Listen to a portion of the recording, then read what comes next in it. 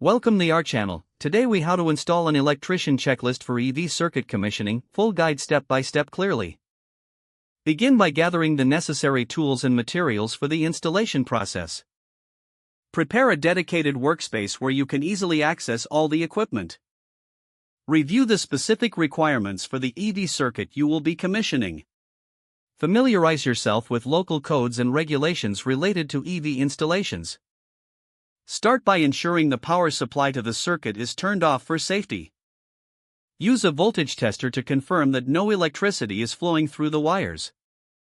Identify the location where the EV charger will be installed. Position the charger according to the manufacturer's instructions, ensuring adequate clearance. Secure the charger to the mounting surface, using appropriate fasteners.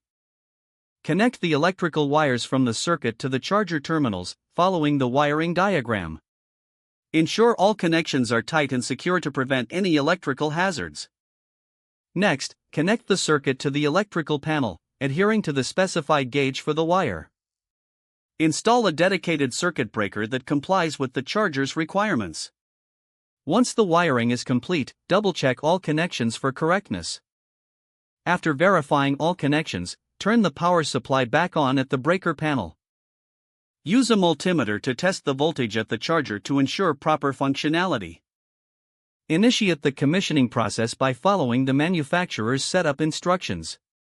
Program any specific settings required for the charger to operate correctly. Conduct a final inspection of the installation for safety and compliance standards. Document the installation process, including any specific measurements and settings. Keep the checklist handy for future reference when troubleshooting or servicing the installation.